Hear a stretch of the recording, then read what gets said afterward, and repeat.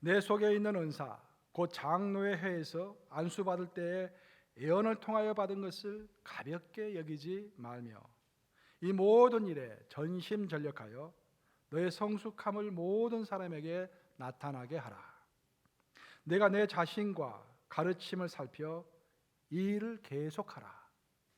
이것을 행함으로 내 자신과 내게 듣는 자를 구원하리라. 살아계신 하나님의 말씀입니다. 오늘 말씀은 특별하게 교회의 지도자들에게 하시는 말씀입니다.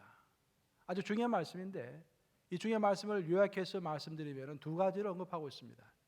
교회의 지도자는 올바른 태도를 가지고 있어야 한다는 것을 첫 번째 이야기하고 있고, 두 번째는 교회의 지도자는 주는 그날까지 끊임없이 성숙에 있어서 진보를 보여야 한다라는 그런 이야기입니다. 사실 작년 2016년, 올해 2017년인데 작년과 올해에 걸쳐서 전 세계적으로 리더십의 열풍이 불고 있습니다. 지금 미국에서 작년 중요한 대통령 선거가 있었고, 지금 유럽에서도 대통령 선거가 있고, 지금 우리 한국에서도 대통령 선거가 있습니다. 그러면 사람들은 설왕설래하면서 과연 우리가 바람직한 리더십이 무엇인가라고 서로 지금 이야기를 나누고 있습니다.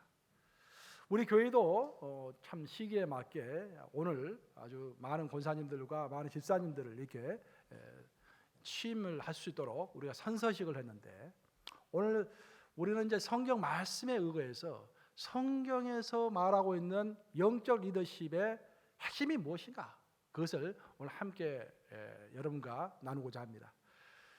옛날 어느 한때 수도원에 있었는데 그 수도원에 젊은 수도사가 들어오게 되었어요.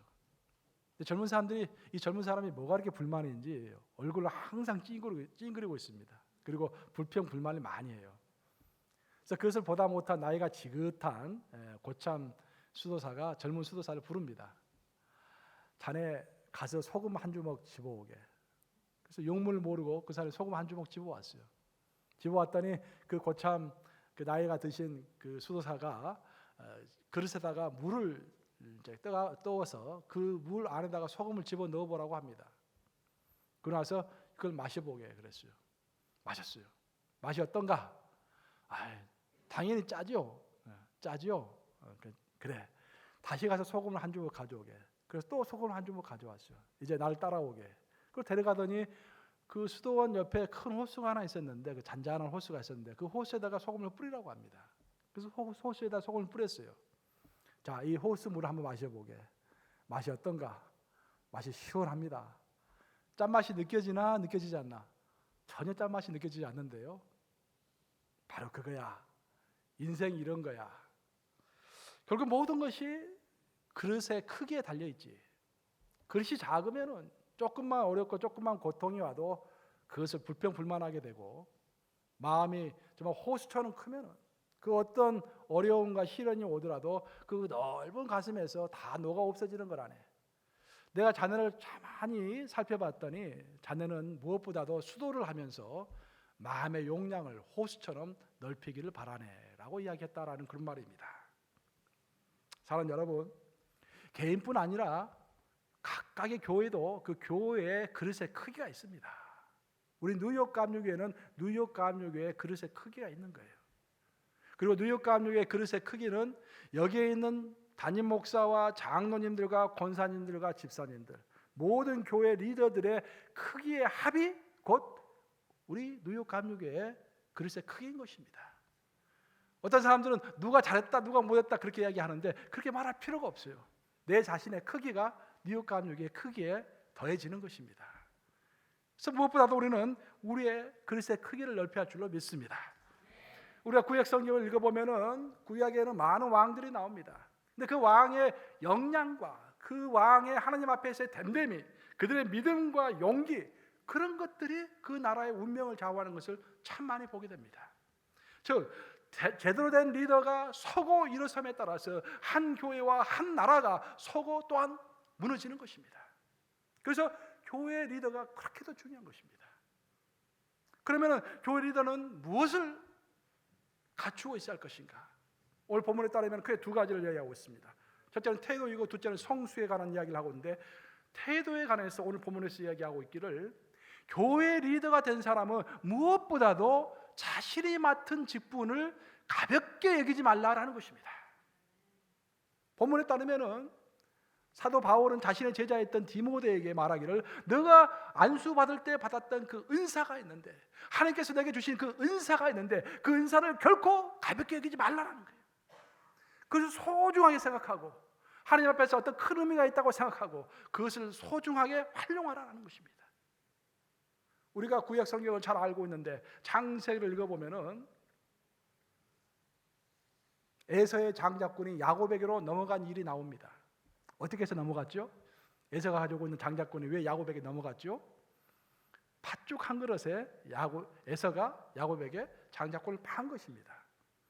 왜 그 중요한 장자권, 하나님이 주신 그 중요한 장자권을 팥죽 한 그릇에 팔았을까요? 창세기 본문에서 이야기하기를 에서가 장자권을 가볍게 여김이었더라라고 성경은 이야기합니다.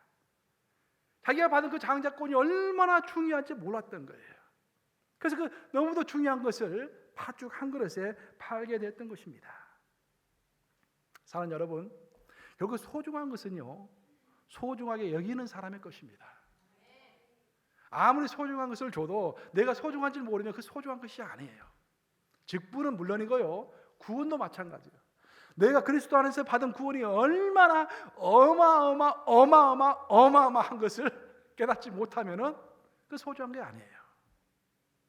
그래서 소중하게 받는 사람만 그게 소중한 것입니다. 친구도 마찬가지예요. 내가 가지고 있는 친구들 내가 정말 소중하게 생각하고 소중한 사람처럼 대하면요, 그 사람이 또한 나에게 소중하게 대합니다. 부부관계도 마찬가지예요. 내가 아내를 왕비처럼 대하면은 또 아내도 왕처럼 대할 것을 믿습니다, 여러분. 소중하게 생각하는 사람의 것입니다. 소중한 것은. 그래서 예수님께서 그런 말씀하셨습니다. 거룩한 것을 개에게 주지 말며 진주를, 너의 갇힌 진주를 돼지 앞에 던지지 말라, 그런 말을 하셨어요. 정말로 거룩한 것, 정말로 귀중한 것, 정말로 좋은 것은 그 가치를 아는 사람에게만 주라, 그런 말입니다. 교회 리더자의 직분이 얼마나 중요한지 모릅니다. 뉴욕 감옥에서 권사가 된다는 것, 뉴욕 감옥에서 집사가 된다는 것, 얼마나 귀중한 건지 모릅니다. 그 귀중한 것을 정말로 가볍게 여기지 말할 줄로 믿습니다. 받은 사람들은 그거 절대로 가볍게 여기지 마세요. 권사 그거 별거 아니지, 집사 다 주는 거 아니야? 그렇게 생각하지 마세요. 설사 다 준다고 할지라도 나는 하나님 앞에서 그 집사의 의미를 가지고 그걸 받아야 합니다. 거룩한 의식을 가지고 받아야 합니다. 아울러 우리가 직분을 또 가볍게 여기지 말아야 또 다른 이유가 있는데, 여러분들, 우리가 받은 직분을, 또 우리가 받은 그 은사, 그런 것들을, 하나님으로부터 받은 것들을 우리가 가볍게 여기면은 하나님께서도 우리를 가볍게 여기십니다. 그것이 성경의 법칙이에요. 기본적으로 직분이라는 것은 하나님께서 하나님의 일을 하라고 우리에게 주신 것입니다. 그래서 우리의 대장 되시고 우리의 주인 되시는 하나님께서 주신 직분을 우리가 맡게 되는 것입니다. 세상에서는요, 직원이 자기가 맡은 직분, 자기가 맡은 임무를 등한시하면 어떻게 됩니까? 그 사람 그냥 파이어, 해고되는 거예요, 해고되는 거. 하나님의 나라에서 어떨까요? 하나님의 나라에서 똑같습니다. 좀 미안한 말이지만 하나님의 나라에서도 자기가 받은 직분을 소중하게 여기지 않고 제대로 하지 않으면은 하나님 앞에서 그 직분이 다른 사람에게로 넘어갑니다. 우리 마태복음 25장 26절 한번 읽어보겠습니다. 마태복음 25장 26절 시작. 그 주인이 대답하여 이르되 악하고 게으른 종아, 나는 심지 않은 데서 거두고 해치지 않는 데서 모으는 줄로 너가 알았느냐. 자, 27절을 뛰어넘어서 28절 있습니다. 25장 28절 시작. 그에게 그 한 달란트를 빼앗아 10달란트 가진 자에게 주라. 하나님께서 어떤 자에게 하나님의 은사를 주셨어요. 그리고 하나님의 일을 하라고 했습니다. 근데 그 사람이 일을 하지 않았어요. 제대로 하지 않았습니다. 제대로 하지 않은 자들 하나님께서, 예수님께서 뭐라고 지칭하십니까? 지금 악하고 게으른 종아라고 말씀하세요. 그리고 너가 그 직분을 하지 못했으니까 어떻게 한다고 그랬습니까? 내가 맡긴 직분을 내가 맡긴 은사를 빼앗아서 다른 사람에게 주겠다라고 말씀하시는 거예요. 굉장한 말씀이죠, 여러분들. 저는 항상 이런 말씀을 가끔씩 묵상합니다. 내가 직분을 제대로 하지 않으면, 목사로서의 직분을 제대로 하지 않으면 이 큰일이겠구나. 우리 장로님들도 마찬가지고 우리 권사님도 마찬가지고 이번에 새로 취임하신 우리 집사님들도 다 마찬가지예요. 내가 제대로 하지 않으면 그 직분이, 저 하나님 보시기에는 그 직분을 제대로 하지 않으면 악하고 게으른 종이며 그것이 다른 사람에게로 넘어갈 수 있다는 것입니다. 우리 하나님은 한편으로는 우리를 항상 용서하시고 항상 사랑하시고 은혜가 풍성하신 하나님이십니다. 믿죠, 여러분들? 그저 또 여러분들이 아셔야 할 것은 우리 하나님은 이렇게 은혜와 사랑이 풍성하시지만 또 한편으로는 우리의 모든 행동을 저울로 재시는 하나님이십니다. 성경은 구약에서 정의와 공평을 이야기한다면 신약에서는 은혜와 사랑을 이야기하죠. 항상 그 균형의 추를 이루고 있습니다. 우리의 직분에 관련해서도 마찬가지예요. 하나님께서는 항상 우리가 잘못한 것을 용서하시고 사랑으로 이끌어 주시지만 그날에서 모든 것을 하나님께서 잊어버리시는 것이 아니에요. 우리가 직분자로서 하는 모든 것들을 다 기억하시고 하나님의 저울 위에 재십니다. 여러분들 잘 아시는 요한계시록을 읽어보시면 요한계시록 2장에 하나님 예수님께서 에베소 교회, 그 소아시아에 있는 7교회에게 하신 말씀이 나옵니다. 그 중에서 에베소 교회에 하시는 말씀 중에 이런 말씀이 있어요. 내가 너의 모든 행위를 알고 너의 모든 수고를 알고 너의 모든 인내를 아나니 라는 그런 말씀이 있습니다. 우리 하나님은 우리가 직분자로서 또 교회의 예수님의 제자로서 흘리는 눈물과 모든 행위를 알고 또 우리 인내하고 있는 것도 알고 수고하고 있는 것도 안다라는 말씀이에요. 그래서 예수님께서는 또 그런 말씀하셨잖아요. 소자에게 냉수 한 그릇이라도 주는 자는 내가 결단코 그것을 상급을 잃어버리지 아니하리라. 결단코라는 말씀 썼어요. 그래서 소자는 하나님의 일을 하는 사람들입니다. 하나님의 일을 하는 사람들을 돕고 또 옆에 가난한 자들을 돕고 어려운 자들을 돕는 것들을 내가 다 하나도 잊지 않고 상급을 주면서 갚아주리라 그런 말씀이에요. 또 히브리서 6장 10절 읽어보면 그런 무슨 말씀이 나옵니까? 우리가 과거에 성도들을 섬긴 것과 또 현재 성도들을 섬기고 있는 것, 이 모든 것 하나 내가 잊어버리지 아니하리라 그런 말씀이 나옵니다. 결국 하나님은 다 용서하시고 우리의 죄는 다 잊어버리시지만 우리의 행위는 다 기억하세요. 그리고 갚을 것은 하나님께서 다 갚아주신다라는 것입니다. 바로 그래서 우리가 일을 할 때는, 교회 일을 할 때는요, 사람 앞에서 할 것이 아니라 누구 앞에서 해야겠습니까? 하나님 앞에서 해야 할 줄로 믿습니다. 하나님 앞에서 우리가 일을 해야 돼요. 내가 교회를 위해서 땀 뻘뻘 흘리면서 혼자 일하는 것, 와, 왜 봐주는 사람이 없나? 그래서 걱정할 필요가 없습니다. 내가 하는 모든 것들을 하나님이 다 보고 계시는 거예요. 밤늦게 혼자 나와서 기도하는 것, 평일날 혼자 나와서 교회 수리하는 것, 나 혼자 일하는 것 같지만 절대 그렇지 않습니다. 하나님이 다 보고 계시는 거예요. 오늘 본문에서 말하는 리더십의 두 번째 의무는 성숙에 관한 의무입니다. 첫 번째가 태도에 관한 의무였다고 한다면 두 번째는 성숙에 관한 의무예요. 우리 함께 디모데전서 4장 15절을 읽어보도록 하겠습니다. 디모데전서 4장 15절 함께 있습니다. 시작. 이 모든 일에 전심전력하여 너의 성숙함을 모든 사람에게 나타나게 하라. 교회 지도자가 된 사람들은 자신의 성숙함을 사람들에게 나타내야 하는데 자기가 그리스도 안에서 maturity, 성숙해 가는 것을 다른 사람들이 다 느낄 수 있도록, 믿음의 진보를 느낄 수 있도록 그 정도로 성숙함을 이루어가라 그런 말입니다. 그러면서 사도 바울은 곧바로 그 다음 절에서 우리가 성숙해야 할 분야를 두 가지로 이야기하고 있어요.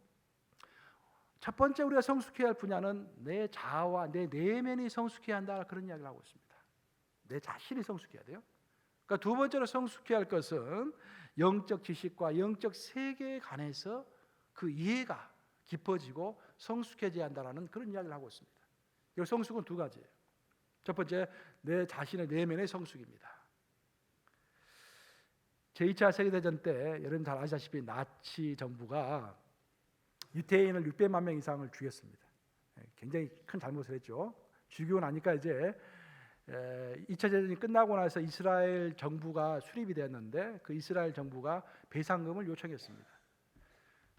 그래서 독일은 자신의 잘못을 솔직하게 인정하고 그 어마어마한 배상금을 물어냈습니다. 자, 그거 보면은 솔직하고 깨끗해요. 자기가 잘못한 거 잘못했다고 그러고 갚을 건 갚고. 근데 그 이스라엘 정부는 그 어마어마한 배상금을 받아가지고 그것을 유가족들에게 나눠주지 않았어요. 유가족들과 협상을 한 다음에 이 소중한 돈을 이제 우리 이스라엘이 앞으로 잘 살 수 있는데 한번 투자를 해보자 라고 해서 그 돈을 정부에서 투자를 합니다. 근데 어떻게 투자한지 아세요? 일단 이스라엘 땅은 굉장히 광야 땅이잖아요. 땅이 물이 없잖아요. 그래서 갈릴리 호숫가는 항상 물이 이게 산에서 내려오기 때문에 그 갈릴리 호숫가의 물을 이스라엘 전 국토에 깔 수 있도록 물길을 갖다가 바둑판처럼 다 만들어 놓은 것입니다. 그래서 그 물길이 다 흘러갔을 때 그 땅이 기름진 땅이 되고 이스라엘이 크게 부흥할 수 있는, 더 잘 살 수 있는 기반이 되었던 것입니다. 저는 이 이야기를 들으면서 많은 영감을 받았어요. 만약 우리에게 한정된 시간이 있다고 한다면, 만약 우리에게 한정된 재물이 있다고 한다면, 그래서 한정된 재물과 한정된 시간을 최우선순위에 따라서 사용해야 한다고 한다면 우리가 가지고 있는 자원을 무엇에 최우선적으로 투자해야 할 것인가? 그것은 무엇보다도 하나님의 은혜가 내 가슴 속에서 저 은혜의 물결이 저 차고 넘칠 수 있도록 그 바둑판처럼 그 은혜의 물결이 곳곳에 내 내면에 미칠 수 있도록 그렇게 하는데, 그렇게 할 수 있도록 내 자원을 쓰는 게 필요한 거예요. 내 돈이 있다고 한다면, 내가 시간이 있다고 한다면 어떻게 해서든지 하나님의 말씀을 더 깊게 알 수 있는 곳, 또 하나님을 더 깊게 체험할 수 있는 곳, 그런 장소와 그런 시간에 나의 것을 투자해야 한다, 그런 말입니다. 바로 이런 열망을 가진 사람이 영적 리더입니다. 성숙은 무엇보다도 우리가 가지고 있는 열망으로부터 시작합니다. 열망을 가지지 않는 사람이 성숙해질 수가 없어요. 나 정말 성숙해지고 싶어서 몸부림을 칠 때 그때부터가 이제 내 성숙이 시작되는 것입니다. 그래서 교회 지도자가 첫 번째로 자기를 점검할 때 가장 먼저 점검해야 할 것 중에 하나가 뭐냐면은 내가 성숙을 향한 열망이 있는가라는 거예요. 여러분들 성숙을 향한 열망이 있습니까? 성숙해지고 싶으세요? 그러면은 그 열망을 가지고 내가 가지고 있는 시간과 돈을 그런 데 투자를 해야 돼요. 여행 가고 뭐 맛있는 거 먹고 뭐 영화 보고 뭐 보는 데는 보통 아낌없이 100불 200불씩 쓰는데 그냥 영적인 것과 관련해 가지고는 5불만 내라고 그래도 벌벌 떨고서 왜 5불 내야 하냐고, 다 공짜로 하는 거 아니냐고. 영적인 것을 공짜로 생각하는 분들이 많아요. 물론 교회에서는 이 공짜로 제공을 하지만 영적인 열망을 가지고 그 귀중한 자원을 나의 영적인 성숙을 위해서 쓰는 것이 참 필요합니다. 사실 돈이라는 것은 어차피 움직이는 것입니다. 그리고 시간은 어차피 흘러가는 것입니다. 언젠가는 내가 가지고 있는 돈과 내가 가지고 있는 시간이 다 고갈되게 되어 있어요. 만약 그런다면은 그 어딘가에 그 돈과 시간이 사용되게 된다면은 그것을 하나님을 더 깊게 이해하고 내 내면이 정말 영적 은혜가 차고 넘칠 수 있는 그런 물길이 흘러갈 수 있도록 만드는데 그런 자원을 사용해야 할 줄로 믿습니다. 이와 아울러서 마지막으로 개인의 내면에 대한 성숙에 대해서 이제 이야기할 뿐만 아니라 사도 바울은 영적 세계, 영적 지식에 대한 이야기를 하고 있습니다. 그러니까 교회 리더가 된 사람은 첫 번째 가볍게 여기지 말아야 되고, 두 번째로 자신의 내면이 성숙할 수 있도록 노력해야 되고, 마지막 세 번째로 그 사람이 가지고 있는 영적인 지식 그리고 영적인 세계를, 그 세계에 대한 이해와 그 은혜를 더할 수 있도록 노력해야 한다라는 그런 이야기를 오늘 본문에서 하고 있습니다. 그러면은 우리가 가지고 있는 영적 지식 또 영적인 세계에 관한 성숙이 더 깊어진다라는 것은 무엇인가? 약간 추상적인 이야기인데 디모데후서 전체를 쭉 읽어보면요, 디모데전서는 이제 사도 바울이 다시는 제자 디모데에게 하는 소리니까 곧 교회 리더들에게 하는 소리입니다. 그래서 그 디모데전서를 처음부터 끝까지 쭉 읽어보면요, 결국 하나님의 세계, 하나님의 말씀에 관한 이해가 깊어져서 성숙한다라는 것은 결론적으로 디모데전서 3장 9절에서 이야기하고 있는데 깨끗한 양심과 믿음의 비밀입니다. 우리 디모데전서 3장 9절 한번 읽어보겠습니다. 디모데전서 3장 9절 시작. 깨끗한 양심에 믿음의 비밀을 가진 자라야 할지니. 결국 우리가 하나님의 지식에서 성숙해 간다는 것은 깨끗한 양심을, 시간이 가면 갈수록 더욱더 깨끗한 양심을 가지고 또 시간이 가면 갈수록 믿음의 비밀을 가진다라는 그런 이야기예요. 구약의 시대에 있어서는 율법이 중요했습니다. 그래서 그 이미 공포된 그 율법만 정확하게 지키면은 거기에 구원이 있었어요. 하지만 문제는 그 율법을 인간이 처음부터 끝까지 제대로 다 지킬 수 없다라는 것이 문제였습니다. 하지만 원리는 그 율법을 제대로 처음부터 끝까지 지키면은 거기에 구원이 있었습니다. 하지만 신약의 시대는 달라요. 신약의 시대에는 성령이 중요합니다. 하나님께서는 율법을 우리 마음판에 새기셨기 때문에 성령은 양심을 통해서 우리에게 말씀하시기 때문에 우리의 양심은 믿음의 거울과도 같은 것입니다. 그래서 우리는 항상 양심이 거울이 반짝반짝 빛나는 것처럼 깨끗한 것처럼 우리의 양심이 깨끗하면은 성령의 음성을 제대로 듣고 성령의 인도하심을 따라가면서 거기에 구원이 있는 거예요. 우리가 믿음으로 말미암아 구원을 얻은 다음에 이 땅을 살아가면서 예수 그리스도를 닮아갑니다. 어떻게 닮아갈 것인가? 성경 말씀과 아울러서 성령께서 양심을 통해서 우리의 잘잘못을 말씀해 주시는 거예요. 그래서 우리 신약의 시대 영적 지도자가 꼭 필요한 것 중에 하나가 깨끗한 양심입니다. 그 깨끗한 양심을 가지고 있어야 하는데 양심을 깨끗하게 하려면 그게 필요한 것이 하이타이처럼 깨끗하게 하려면 필요한 것이 바로 기도와 성경 말씀인 것입니다. 우리는 기도를 통해서 물론 우리가 필요한 것을 하나님께 아뢰입니다. 그 성경 말씀을 읽으면은 성경 말씀대로 살아가면은 또 우리가 큰 복을 받을 수가 있습니다. 그런 면에 있어서 기도와 말씀이 물론 중요합니다. 하지만 기도와 말씀의 또 다른 측면은 뭐냐면은 기도와 말씀을 통해서 우리의 양심을 깨끗하게 한다라는 거예요. 아, 내 양심이 이렇게 삐뚤어져 있구나. 내 양심이 정말로 무뎌져 있구나라는 것들을 성경 말씀을 읽으면서 또 기도를 통해서 하나님과 접촉하면서 내 스스로 깨닫는 거예요. 우리 교회 지도자가 된 사람들이 가장 정말 조심해야 할 것 중에 하나가 양심이 덜해지는 것, 이렇게 무뎌지는 것을 조심해야 돼요. 우리 한센병이 있으신 분들은, 문둥병이 있으신 분들은 이렇게 불이 막 타오르고 있어도요, 불 위에다가 손을 딱 재고 있지 않습니까? 손이 타도 탄 것을 느낍니까? 못 느낍니까? 못 느끼는 거예요. 우리 죄도 마찬가지예요.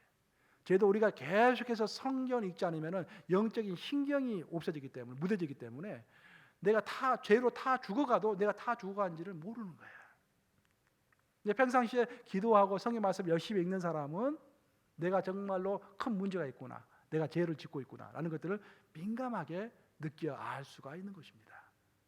그래서 영적 지도자 된 사람들은 항상 자신의 양심을 깨끗하게 하는데 노력해야 한다고 사도 바울은 이야기하고 있어요.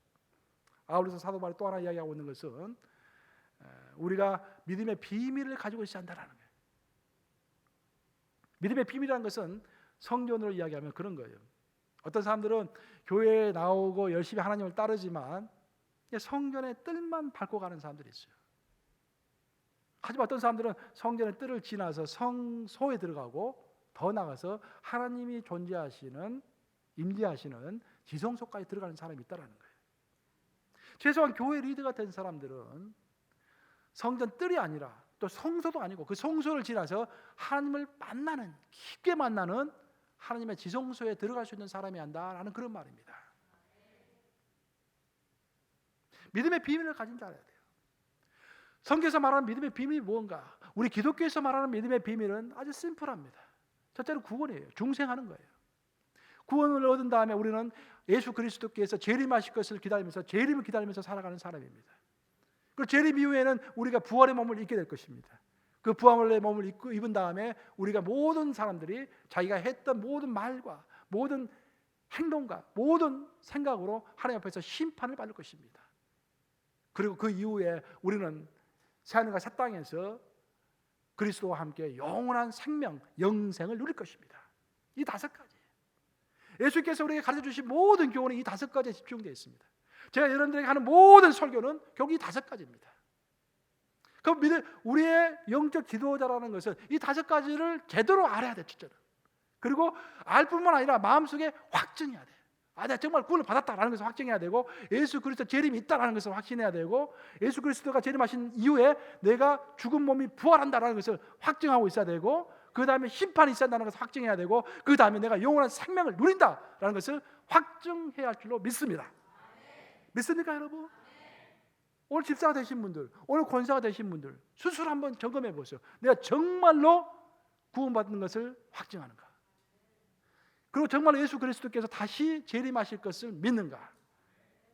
그 다음에 내가 부활할 것을 믿는가? 그리고 영원한 하나님의 심판이 있다는 것을 믿는가? 그 다음에 영원한 생명을 누리겠다는 것을 믿는가? 이것이 기독교가 말하는 믿음의 비밀입니다. 최소한 집사가 되었다라는 것을 이 5가지를 전부 이해하고 그것을 마음에 확증하는 사람이 한다, 그런 말이에요. 결론적으로 오늘 본문을 통해서 사도 바울은 첫째는 태도에 관한 이야기, 즉 가볍게 여기지 말아야 한다. 두 번째로는 내 내면의 성숙이 있어야 한다. 세 번째로는 성경 지식과 영적 세계에 관한 깊이가 있어야 한다. 그런 3가지 이야기를 했습니다. 물론 여기서 본문은 끝나지만 제가 이 설교를 준비하는 과정 가운데서 성령 하나님께서 그런 말씀하셨어요. 한 가지 더 있다. 물론 성경 다른 부분에 나오는 것인데 그 한 가지 훨씬 더 중요할 수 있다. 그 한 가지가 뭘까? 여러분들 그 베드로를 예수님께서 제자로 부르실 때, 또 교회 반석으로 또 교회를 세우는 자로 부르셨을 때 예수님께서 베드로에게 너 성경 몇 번 읽었냐라고 물어보지 않으셨어요. 너 하루에 기도 얼마나 하냐? 그런 말도 물어보지 않으셨어요. 너 어떤 훈련 받았냐? 그거 안 물어보셨어요. 너 직업이 뭐냐? 너 대학교 어디 나왔냐? 학교 어디 나왔냐? 그건 안 물어보셨어요. 대신 예수님께서는 너가 나를 사랑하느냐? 거듭해서 물어보셨습니다.